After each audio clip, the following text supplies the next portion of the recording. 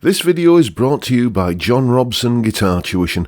If you enjoy the content, please consider supporting the channel by enrolling on a course, purchasing some guitar lessons or a t-shirt, or you can join my Patreon. Now, on with the show. Hello chaps, welcome once again to John Robson Guitar Tuition. As always, I do hope you're well. Okay, so it's Monday and that means we're doing a solo analysis, and I can't tell you how many requests I've had for something to do with this chap here, Bill Nelson. Now, if you're not sure who he is, he was in a band in the 70s called Deluxe, who are, I think, one of the most criminally underrated bands from that period. They're quite successful at the time, but for some reason, their legacy never got the same sort of traction as the other big rock 70s kind of bands that we all know and love. Bill's still putting albums out these days, but for many people, me included, I think the albums that he did with Bebop Deluxe are, the finest thing that he's ever put out. And today we're going to look at a solo from a song called Life in the Air Age, which comes from this album called Sunburst Finish. So I'll tell you what, here's the solo, then a brief explanation of what's going on in the solo. Here it is.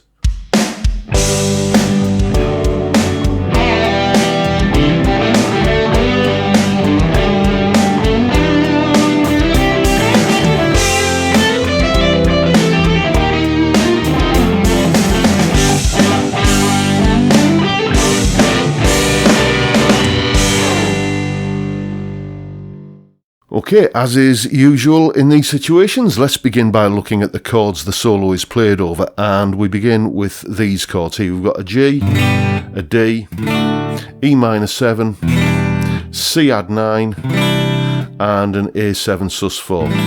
Okay, so basically G, D, E minor C, and a A7 sus. And all of those chords are native to, or diatonic to, as we say, the key of G major, because they're all made up from notes of the G major scale.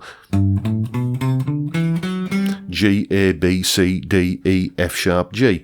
But there's two chords underneath the solo that don't come from the key of G major, and one of them is this F chord. Okay, so where is the F chord coming from? Well, as you can see on screen, it's coming from G mixolydian.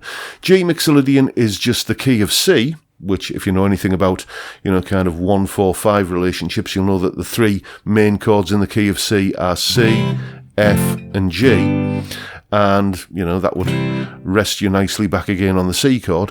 But if you refocus that so that you've got G in the spotlight, then we would call that the G mixolydian mode. Okay, so it's just basically the key of C, but we're kind of keeping G in the limelight. So that's what he's done there. He's borrowed a chord, essentially, from another key, which also contains the tonic chord of G in the key of G major.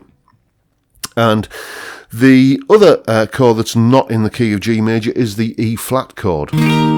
So where is that coming from then? Well, again, it's another borrowed chord, and we're taking that from the key of G minor. G minor has the chords of G minor, an A minor 7 flat 5, a B flat, C minor, D minor, E flat, and F. So that's another place where you could view the F as coming from as well. But essentially we've got that E flat chord in the key of G minor. So we're borrowing a chord from the minor key, just to kind of mix it up a little bit. And that E flat chord is the only one really where you've got to be careful what you do lead guitar wise, because there's no way G major pentatonic is going to fit over that chord, and G major pentatonic is the scale that most of the solo is coming from, apart from when we're playing around with that E flat chord. So most of it is coming from this G major pentatonic run, actually.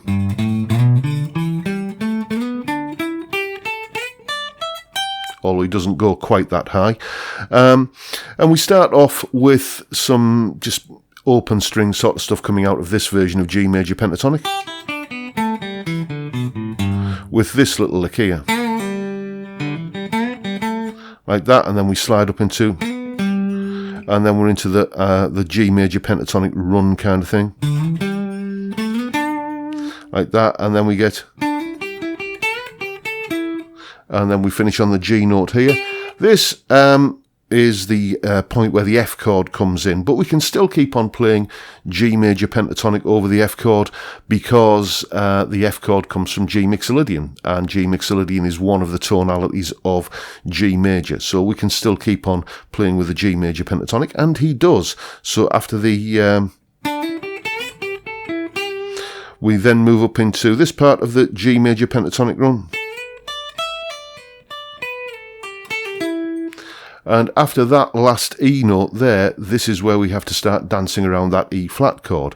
And what he does here is he just kind of goes into two notes from the E flat chord, the G note, which is conveniently located there, and the E flat note. So then some little kind of hammer-on, pull-offy kind of stuff coming out of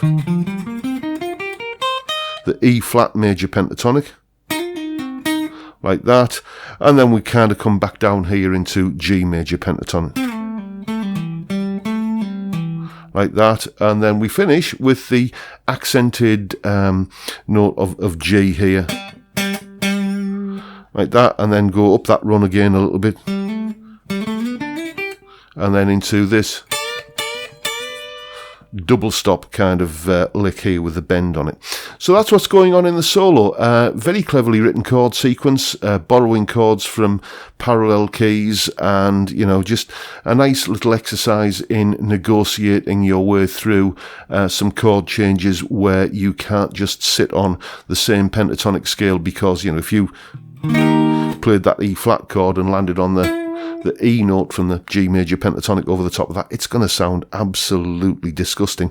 So, you know, it's just a nice little exercise in negotiating those kind of chord changes with your lead guitar. See what you can learn from it, and above all, have fun with it. And of course, there is a full tab and jam track for that solo.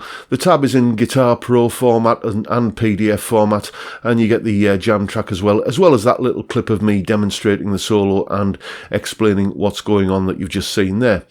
So that's all up on my Patreon page. There's the address, link in the description, and that's just a special little thank you for all of my wonderful Patreon supporters who, you know, kind of help me keep the lights on around here. Thank you, guys. It is really appreciated. I'm more grateful than I can tell you.